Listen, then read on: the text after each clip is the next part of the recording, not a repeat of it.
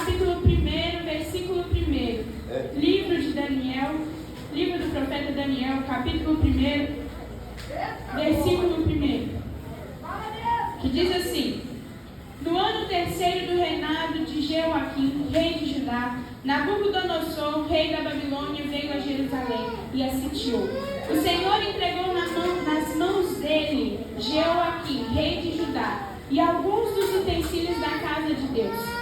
Nabucodonosor levou esses utensílios para a terra de Siná, para o templo do seu Deus, e os pôs na casa do tesouro do seu Deus.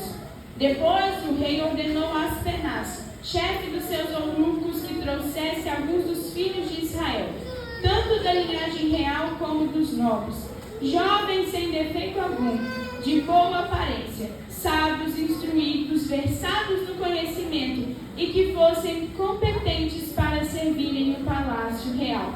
E Aspenaz lhe ensinassem a cultura e a língua dos caldeus. O rei determinou que eles recebessem uma alimentação diária, tirada das finas iguarias da mesa real e do vinho que ele bebia. Os jovens deveriam ser educados ao longo de 3 anos e, ao final deste período, passariam a servir ao rei. Versículo 8, rapidamente, que diz assim: Daniel resolveu não se contaminar com as finas iguarias do rei, nem com o vinho que ele bebia. Por isso, pediu ao chefe dos eunucos que lhe permitisse não se contaminar. Curve sua cabeça, vamos fazer mais um minuto de oração. Nós sabemos que quando nós observamos o livro do profeta Daniel, Israel agora não é mais um reino unificado, a qual nós conhecíamos, no qual o povo vai pedir para que Samuel ungisse o rei, porque eles não queriam mais viver sem o rei. Queriam ser como os outros reinos que possuíam um rei para governar para eles. A Bíblia então vai nos falar que Samuel, indignado com isso, porque Deus falava com o povo e Deus era o rei do povo, ele vai falar com o Senhor. E a Bíblia então vai nos falar que quando Samuel vai falar com Deus, Deus diz para Samuel: Samuel, o povo não tem rejeitado a vós, mas o povo tem rejeitado a mim. Antes eram levantados juízes. Após a morte de Josué, nós vamos ver que juízes são levantados sobre a face da terra para julgar a nação de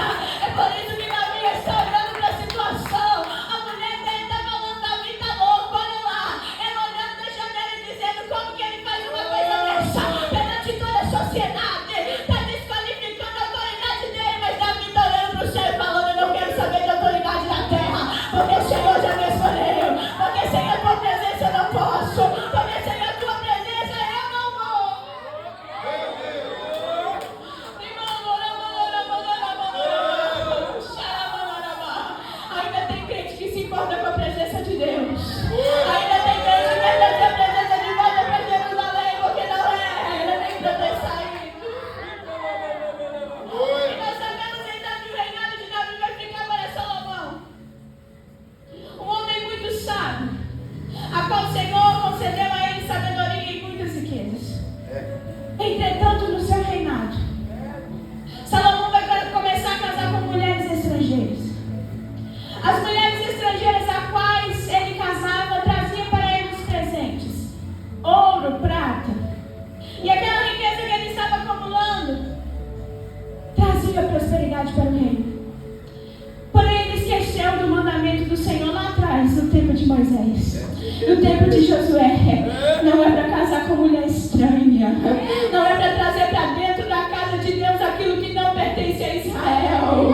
Não é para introduzir dentro da casa de Deus aquilo que não pertence a vós. O povo não pode misturar, não pode ter sincretismo religioso dentro da casa de Deus. Porque começa a ter o sincretismo religioso dentro da casa de Deus e a espiritualidade do povo vai começar a decair. Ele vai começar a adorar os deuses estranhos das mulheres que ele possuía. E as mulheres vão introduzir dentro de Israel a idolatria.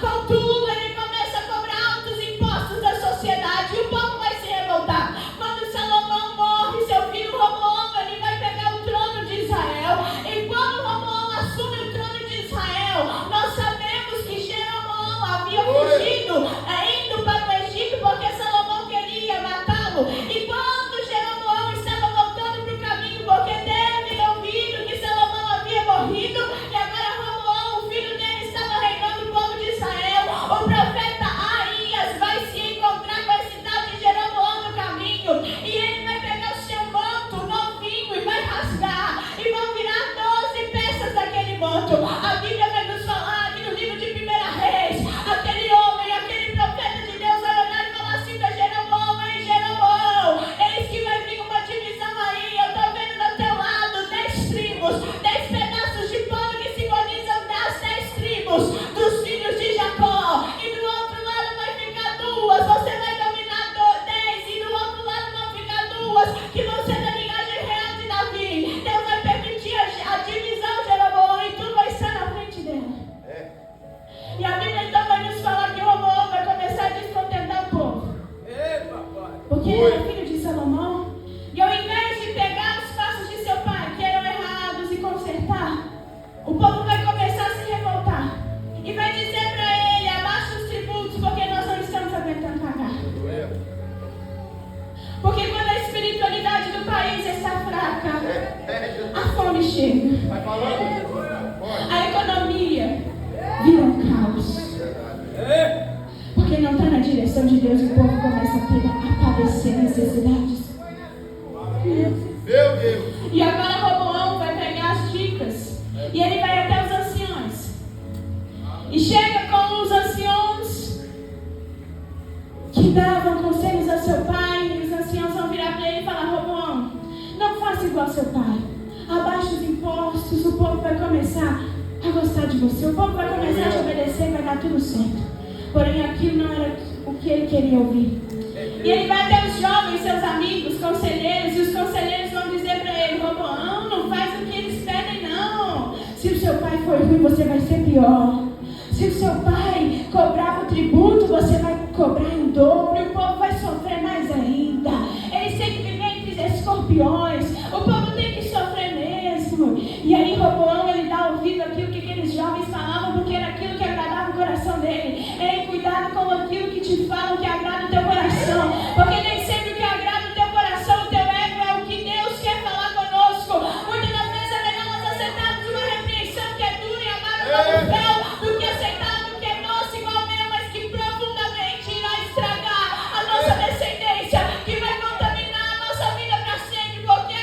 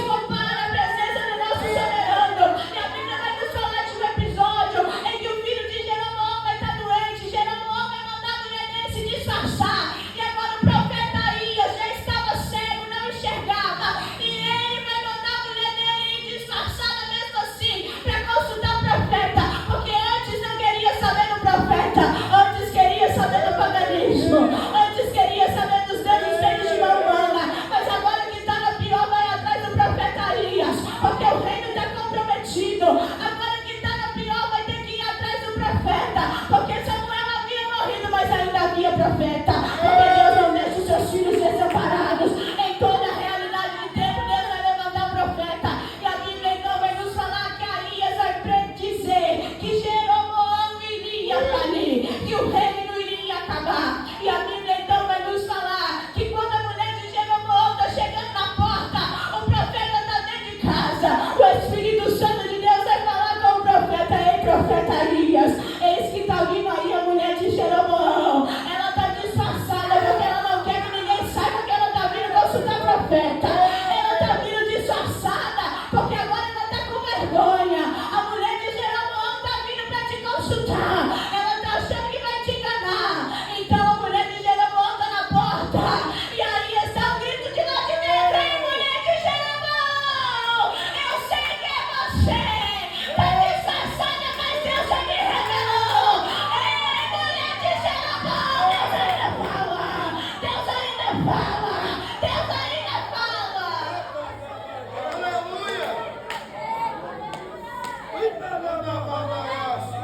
Não tem como disfarçar do Senhor. Ela achou que o menino dela iria ser abençoado pelo profeta. Porque até então o rei mandou ele lá.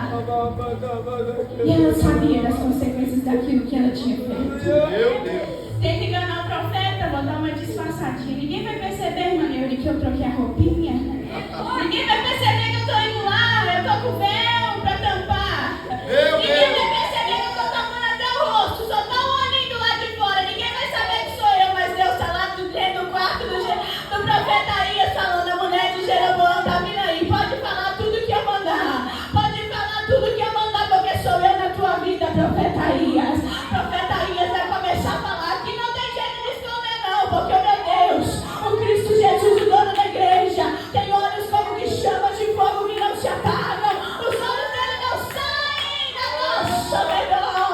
Os olhos dele nunca se apagam. E a Bíblia então vai nos falar que o profeta vai dizer: ei, o reinado do seu marido vai cair. Até porque permitiu que coisas estranhas entrassem no meio do povo, induziu o povo à idolatria, induziu o povo àquilo que desagrada a Deus, mesmo sabendo que Deus odeia dividir a sua glória, porque ele não divide a glória dele com ninguém.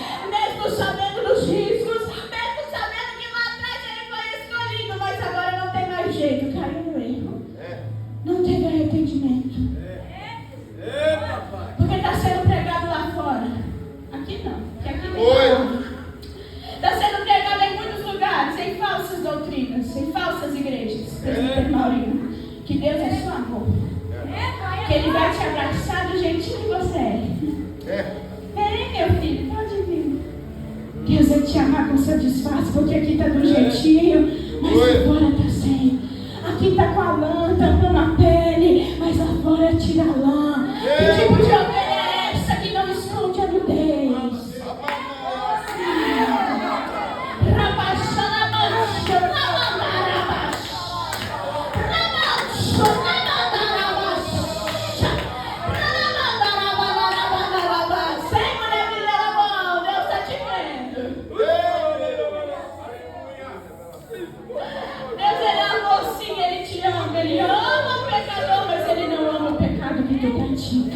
Tem que ter mudança de vida. Se a gente vai na igreja com aquela mesma mesmice, entra culto e sai culto, não muda, não tem transformação, não tem cura, não há nada de diferente na nossa vida. Que tipo de Deus é esse que nós estamos vivendo? Que tipo de evangelho é esse? Porque quando Jesus passou na terra havia milagre, havia sinais. O cego voltava a enxergar, o aleijado andava, aquele que não falava, falava, quem estava endemoniado, o demônio saía da vida dele, ele era liberto. A prostituta chegou aos pés de Jesus, Jesus diz: eu estou te perdoando, mas tu vai, não vai voltar dessa vida de pecado, porque agora, se tu quiser seguir, vai ter que pegar a tua cruz, negar a si mesmo, negar a sua carne, negar a tua vontade, para seguir a minha cheia. Tem que tirar o eu, tem que tirar suas vontades, tem que tirar aquilo que agrada a tua carne, para me seguir, porque é negar a ti mesmo. Toma a tua cruz e siga-me. E a mulher do profeta, e a mulher de Jeroboão foi até o profeta, e o profeta vai dizer para ela: ei, antes mesmo de tu chegares na tua casa, o teu filho vai estar morto. Porque o salário do pecado é a morte. morte. Para muitas pessoas pode não ser a morte carnal, mas pode ser a morte espiritual. E quando chega uma morte espiritual, você pode fazer de tudo para a pessoa que não adianta. Eu não quero saber de igreja, eu não quero saber desse povo enjoado, eu não quero saber desse povo chato que fala que é desse jeito não quero. Eu não quero saber dessa jeitinha, faz barulho demais, fala alto demais. Porque quando chega na morte espiritual, Paulo vai dizer: eu vim aqui para dar comida forte, mas ainda é bebezinho, está precisando da mamadeira. Eu não vim aqui para tratar de neném, não. Eu vim até aqui pensando que vocês já eram maduros para receber a palavra de Deus. Então estou pegando, estou sacudindo a poeira do meu peito, estou dando as costas e indo embora, porque eu não vim aqui para cuidar de neném. A igreja não é obrigada a cuidar de gente mimado. A igreja não é obrigada a cuidar de gente mimizento. Não pode fazer nada que está com raiva. Não pode corrigir ninguém embora. Toma uma posição perante a presença do Senhor. Toma uma posição na presença do Senhor, porque nem tudo é mesmo. Tem hora que o evangelho é fé. Tem hora que a gente vai sofrer perseguição, vai ser caluniado, machucado, perseguido. Mas a gente está de pé, não é porque o irmão gosta de você. É porque Cristo te ama e Ele deu a vida por você. É porque Cristo deixou tudo no céu. Se fez maldito, o verbo se fez carne, habitou entre nós, para que nós tivéssemos direito à vida eterna e ao perdão. É por isso que nós estamos aqui. Perfeito ninguém é. Ser humano nunca vai ser perfeito, mas nós seguimos o que é perfeito. Paulo vai dizer: não sejam os meus imitadores, até porque eu sou falho, mas sejam imitadores de Cristo, porque quando forem imitadores de Cristo, vocês chegarão na perfeita comunhão. Quando forem perseguidor, não vai chegar a lugar nenhum, mas quando forem imitadores daquele que é perfeito, vocês sim conseguirão. Aleluia! Glória a Deus! E agora o filho da mulher vai morrer. O filho do Jeroboão agora morre, Glória! porque foi o castigo que Deus deu para ele. Deus! Porque Deus não permite É! uma coisa só a vida inteira. Tem prova que a gente até entra, mas uma hora tem que acabar. É! Crente não pode viver numa prova só a vida inteira, não, irmão. Verdade! A gente vai ter prova sim, mas vai mudando. Conforme nós vamos crescendo espiritualmente, a prova vai mudando.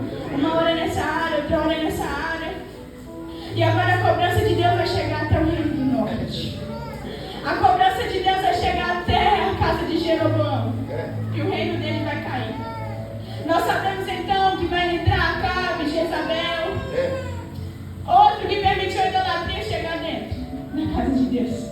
Construir um templo para Será e para Baal, lá em Samaria. E o profeta Elias está virando e falando assim: Deus não quer isso para o seu povo. Acabe, tu sabe que só tem um Deus. Acabe, tu sabe o Deus dos seus ancestrais. Tu sabe o que Deus fez no passado. Acabe, sai dessa, Acabe, mas Acabe está ali, influenciado por sua mulher Jezabel, sacerdotisa de Satanás.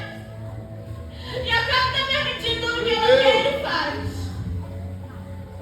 Quer matar as crianças para oferecer para sacrifício? Pode sacrificar. Aleluia! Quer matar os profetas do Senhor? Pode sacrificar, pode matar. Mas Deus vai esconder o profeta Elias, vai dizer: Elias, vai até o ribeiro de Querite, porque lá eu vou te alimentar.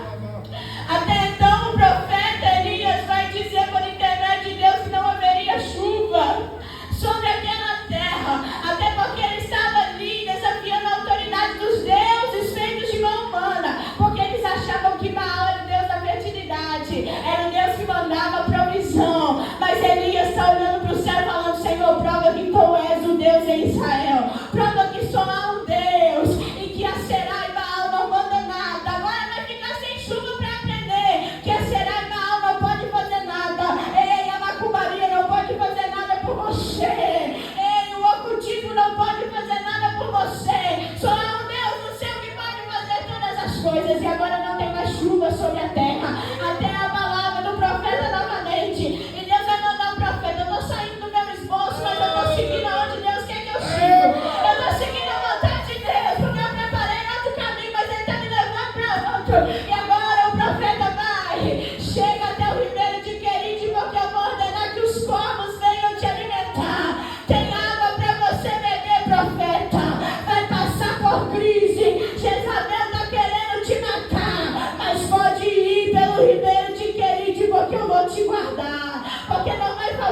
mantimento. Não vai faltar mantimento na tua casa. Pode seguir, profeta, debaixo da minha vontade, porque não vai faltar para ti. Aleluia. Porém, a água do Querite vai secar. Meu Deus. E o Senhor vai falar para Elias: ei, Elias, agora tu vai até Sarepta. Porque ali eu vou ordenar uma viúva que cuide de ti. Eu observo Elias ouvindo a voz do Senhor e pensando: mas como que uma viúva vai me sustentar se viúva não é capaz de sustentar ela mesma? Porque naquela época o homem era o provedor. Então se não tem o homem, não tem a provisão dentro de casa. A mulher está vivendo de quê? E ele vai chegar até a casa da viúva, vai pedir para ela um copo de água. Ela vai pegar um copo de água. Quando ela está no caminho, vai falar: traz para mim também um pão. Traz para mim um pedaço de pão. Aí a viúva vai dizer para ele: se você soubesse como é que está a minha situação, se você soubesse, você tinha entrado para mim um pão para comer, porque estou só pela misericórdia. Tem situação da nossa vida que nós passamos que é assim: a pessoa vai pedir oração, nós olhamos e falamos: Senhor, sou eu que estou precisando de oração hoje, eu vou orar para essa pessoa. Eu que estou precisando de alguém que me ajude, eu tenho que ajudar. Aí a Bíblia vai nos falar que o profeta vai dizer: traz para mim um pedaço de bolo. Aí ela vai virar e falar assim: ei, profeta, eu só tenho um pouquinho de farinha numa botija, e um pouquinho de farinha na panela, e um pouquinho de azeite em uma botija. E olha aqui, eu vou fazer para mim e vou fazer para o meu filho. Nós vamos comer e nós vamos morrer, porque está seca. Não tem água, não tem comida, não tem plantio, não tem nada para nós nos alimentarmos. Eu vou fazer a última refeição do meu menino e nós vamos morrer. Olha a esperança da mulher, não tinha mais perspectiva de vida.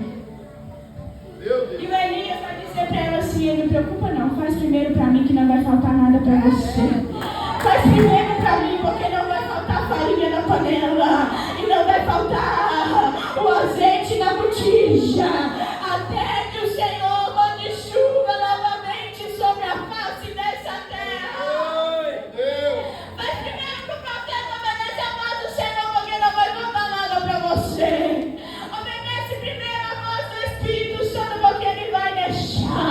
Ele vai permitir a prova vir, mas Ele não vai permitir ela te matar. Ele vai permitir vir a dificuldade, mas Ele vai te alimentar. Ele está falando assim: o pão não vai faltar na tua mesa, não vai faltar farinha, não vai faltar o azeite, e nem a água vai faltar para ti. Mesmo estando em escassez, ainda tem para os servos, ainda tem para quem obedece, ainda tem para aqueles que guardam as minhas palavras.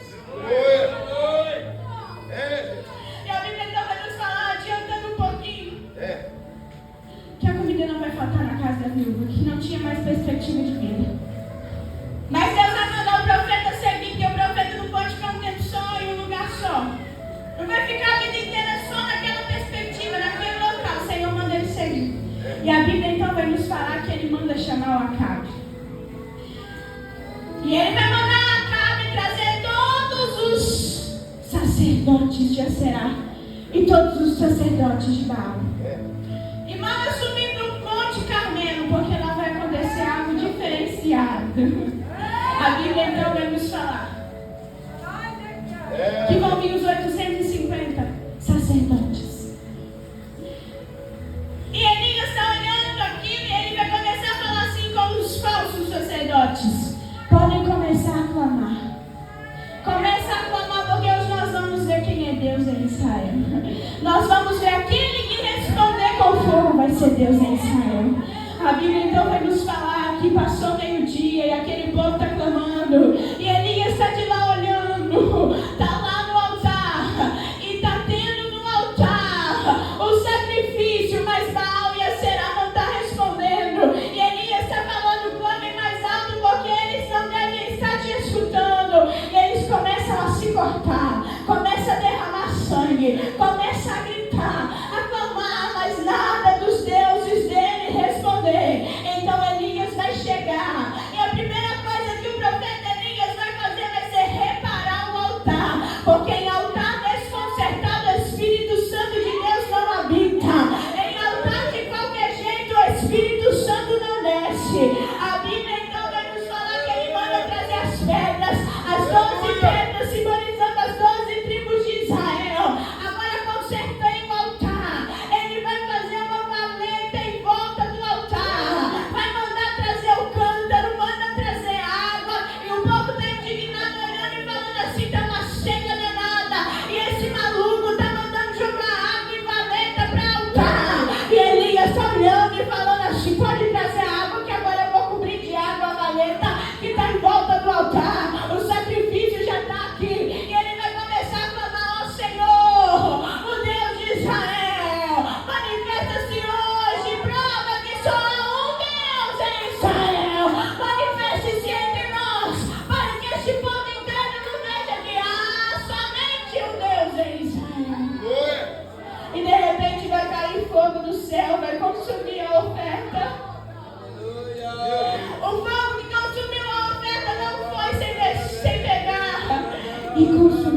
água que estava em volta do altar. Até a água, a Bíblia vai nos falar que o fogo pegou e lambeu. Até a água que estava na valeta, o Senhor recebeu lá no céu. E então Elias ordenou que matassem todos os profetas de Baal e Asserá. E agora então Jezabel vai vir atrás do profeta Elias, porque Elias matou seus profetas e ela mandou uma carta falando: se até amanhã, neste mesmo horário, você não estiver morto, tu vai ver. O que ele está pensando aqui? O que ele está pensando que ele está fazendo? Meu Deus.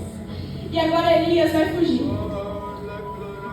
A Bíblia então vai nos falar que Elias, ele vai entrar em uma caverna.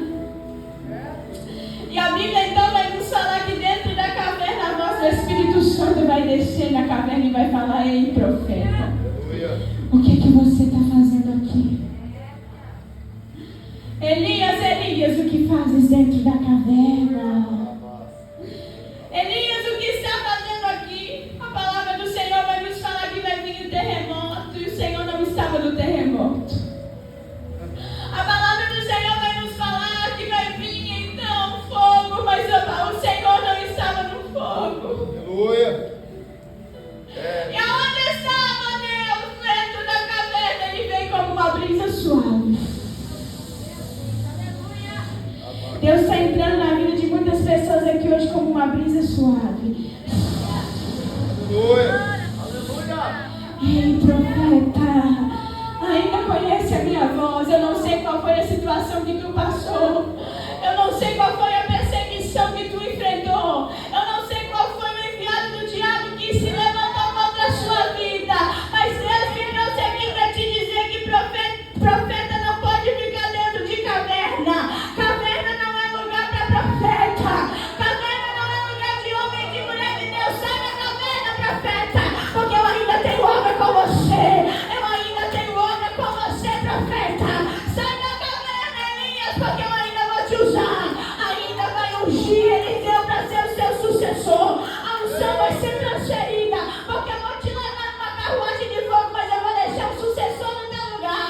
Eu vou te levar, eu vou trazer você para mim, mas vai ficar um no seu lugar, porque eu não deixo meu povo desamparado. Então saia da caverna, profeta, porque eu ainda tenho obra na tua vida. Meu Deus. Sai da caverna, profeta, porque Deus ainda tem algo contigo nessa terra. Mesmo que as circunstâncias sejam complicadas e difíceis, Deus diz assim para nós: porque a arte do profeta não é dentro de caverna, não é escondido. Deus ainda quer nos usar nessa terra para fazer coisas grandiosas. Assim como aqueles jovens foram levados para a Babilônia, Daniel, o quarto profeta maior da Bíblia Sagrada.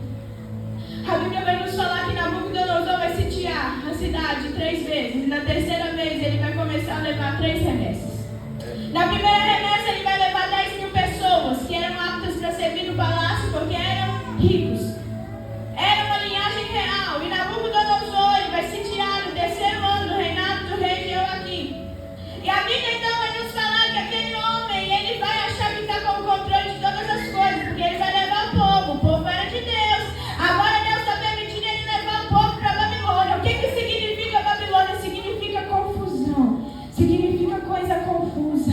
E agora ele está levando o povo que estava lá em Judá, está levando embora para Babilônia, exilado. E na primeira remessa dessas 10.000 pessoas foram levados príncipes, homens que eram capazes de servir como eunucos no palácio real. E a Bíblia então vai nos falar que ele ordena para as penas que separassem jovens. Mas antes disso, ele vai levar os utensílios da casa de Deus para assinar. E lá no templo do seu Deus Nabu, vai pôr os tesouros da casa de Israel. No templo em Jerusalém, vai levar para a casa de seu Deus. E nós sabemos que Siná era a terra onde foi levantada a Torre de Babel. Babel é a mãe da Babilônia. Olha que interessante, lá em Gênesis 11. A ligação que está tendo lá, Babel, confusão. Muitas línguas. línguas foram confundidas naquele local. Oi. E agora o que significa Babilônia? Confusão. Porque foi confundida as línguas dos homens. Porque queriam fazer uma torre para que eles não pegassem, não se espalhassem pela terra, queriam ser como Deus. Deus vai lá e desce. A Bíblia vai nos falar que Ele diz: desçamos e confundamos. Olha a pluralidade de Deus. Tem gente que fala: Deus é só um, Deus é três. Deus Pai, Deus Filho e Deus Espírito somos. Desçamos e confundamos. Plural para quem entende. A pluralidade de Deus provando que Ele é Deus Pai, mas tem o Deus Filho e também o Deus Espírito Santo. Desde a fundação do mundo eles já estavam lá. E agora Deus desce e confunde a língua daqueles homens e nasce de Babel ensinar a Babilônia, qual Nabucodonosor, um sistema forte, porque antes era a Síria que dominava, era a Síria que mandava. A Síria é muito forte, a cavalaria é muito forte, eles podem muito. Agora a Babilônia se levanta, vai ser rico, vai ser poderoso, os soldados são muito fortes. E agora eles vão entrar na cidade, mas já tinha sido profetizado pelo profeta Jeremias, pelo profeta Isaías e também pelo profeta Abacuque, que era contemporâneo do tal do profeta Jeremias, que é o profeta chorão, que chorava pela nação. Eu sou igual ao profeta Jeremias, eu vou para o monte, eu começo: Senhor, aviva a minha nação, aviva o Brasil, aviva as nações, aviva, Senhor, esse povo, porque eles precisam do Senhor, nós precisamos de Ti. Manda avivamento para nós, salva os brasileiros, salva os jovens brasileiros, salva as mulheres brasileiras, salva os homens brasileiros. Eu clamo, Senhor, eu sou igual ao profeta Jeremias, porque Deus ainda levanta o profeta chorando na terra para pedir, para clamar e para interceder. Meu Deus. E agora Abacuque vai começar a falar com o Senhor e vai se indignar. Ele nem espera a palavra do Senhor chegar até ele, igual Jeremias, igual Isaías, igual o profeta Oséias, igual o profeta Naum. Ele não tem genealogia, ele era jovem, ele participava do coral, lá no templo em Israel. Aleluia. E agora esse tal do Abacuque, que tem o nome significando abraço, abraço de Deus para a igreja brasileira. E o profeta Abacuque agora, ele vai começar a se indignar e vai falar: Senhor, a lei está afrouxando.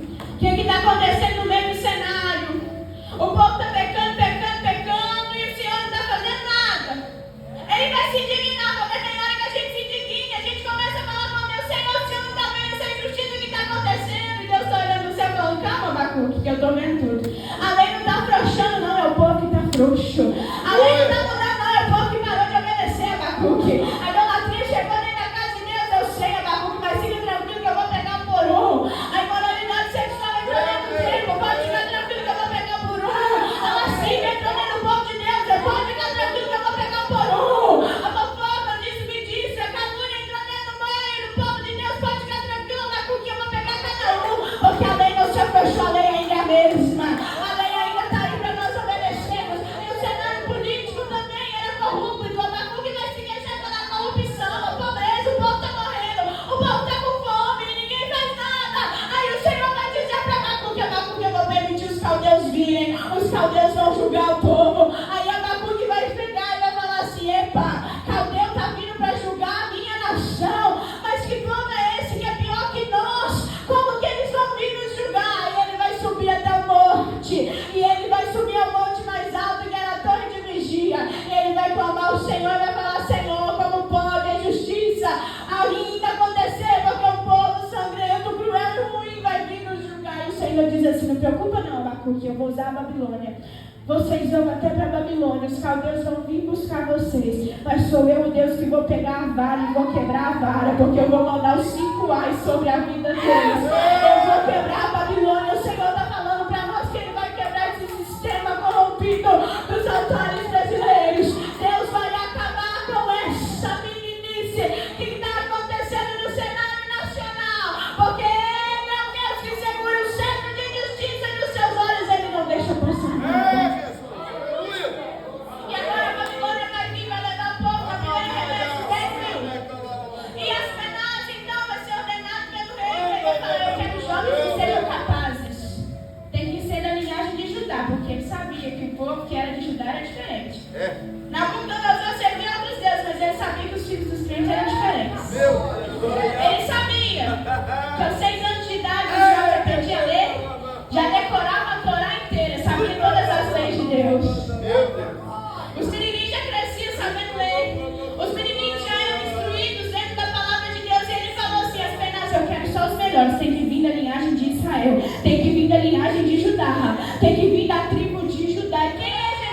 esse é o leão da tribo de Judá. E quem é esse leão de Judá? É o quarto filho de Jacó. E quem é Jacó? É o filho de Isaac. E quem é Isaac? É o filho da promessa, o filho do pai Abraão. Olha lá, ele pegando a herança e falando assim: eu sei que essa descendência é boa, eu sei que esse povo é bom, eu sei que eles podem trabalhar para mim. Eu quero o povo de Judá. Ele poderia querer o povo da Síria, ele poderia querer os caldeus, ele poderia querer quem ele quisesse naquela realidade, mas ele está vendo falando assim: os crentes têm algo diferente neles, tem algo diferente nesse povo de Judá. Eu quero que sejam eles não podem ter defeito algum, eles têm que ser inteligentes e têm que conseguir captar aquilo que nós vamos ensinar para eles. E Nabucodonosor então vai determinar. E quando Nabucodonosor determina, ele não poderia ter feito isso, porque quem tem poder manda.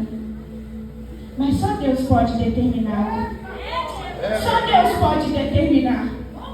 E aí ele vai determinar e vai falar: eles vão comer das finas iguarias das quais eu como. Vai comer do vinho que eu... Vai tomar do vinho que eu tomo. Vai comer a comida que eu como. Portanto, vai se levantar no meio desses 10.000 um tal de Daniel. E esse Daniel vai virar e falar assim: ó, eu não vou me contaminar com essa comida não. Quem quiser comer, que coma. Aí os outros 3 amigos, os outros 3 jovens vão virar e falar assim: não, Daniel, eu também não me contamino não, porque eu sei da lei de Deus. Eu sei que Deus falou para não comer comida sacrificada. Eu sei que lá em Êxodo, no capítulo 34, no versículo 15, o Senhor disse que não era para nós comermos comida sacrificada aos ídolos, porque eles ofereciam aos seus deuses, eles se prostituíam à mesa. Então eu também não vou comer, porque eu vim de Judá, eu estou longe do papai, eu estou longe da mamãe, eu estou longe da minha nação, mas o meu coração ainda é de Jerusalém, o meu coração ainda é de Judá, o meu coração ainda tem Deus, o meu caráter não vai ser mudado independente de onde eu estiver. Aleluia! Daniel, Sisaria, Zacarias não querem se contaminar com o Javé, porque eles sabiam que a lei não permitia eles fazer isso. Mas porque no meio de 10.000, somente 4 vão se destacar, porque nem todo mundo que está na igreja é crente de verdade. Porque nem todo mundo que está na igreja é servo fiel. Quando vem a dificuldade, a perseguição, estou pegando a bolsa e estou indo embora. Quando vem a dificuldade, eu estou partindo, quero saber não. Mas esses 4 jovens foram diferentes. E agora a Bíblia vai nos falar que eles não queriam se contaminar, e Deus então concedeu a Daniel misericórdia e compreensão da parte do chefe dos eunucos. Porém, o chefe dos eunucos vai dizer assim: Senhor, eu tenho medo, porque quando o rei for ver vocês vão estar com o semblante decaído. Os jovens que estão comendo das finas iguarias vão estar melhor que vocês. Aí a Bíblia então vai nos falar que o chefe dos eunucos vai virar para Daniel e falar assim: Daniel, eu tenho medo do rei me matar. Portanto, Daniel não desistiu de primeiro, e ele vai até o chefe da comida. Aleluia! E ele vai até o cozinheiro e vai falar assim: olha, eu não vou comer dessa comida. Pode dar para nós, vamos fazer um desafio durante 10 dias. Nós só vamos comer legumes e vamos tomar água. E os legumes que esses meninos comiam, os legumes que eles comiam naquela época, era uma farinha que vinha do feijão e vinha da ervilha. E é tão interessante que não é igual nós, a batata doce, a cenoura, não. Era pego dos grãos, porque a derivação da palavra hebraica, legumes, vai vir do grão. E o grão ali agora, ele era produzido aquele grão de ervilha ou de feijão, a farinha. E os meninos então estão 10 dias comendo a farinha com água, amassando a farinha, comendo feijão e tomando uma aguinha para não me entalar. Eu imagino que eles estão olhando e falando assim: onde nós viemos parar, mas não desiste não, porque Deus vai fazer coisas grandiosas no nosso meio. Ei, jovens, não desanimem não, porque Deus vai fazer coisas grandiosas em nosso meio. E assim simbologia então do feijão vai vir o ferro. O ferro na Bíblia Sagrada significa a presença de Deus. Nós devemos ter a presença de Deus nas nossas vidas, o ferro dentro de nós, senão nós não conseguimos continuar. A farinha vem do pó, que significa humildade. Não adianta ter presença se você não é humilde. Não adianta falar bem, cantar bem, ter uma boa oratória se você não tem humildade dentro de ti. Não adianta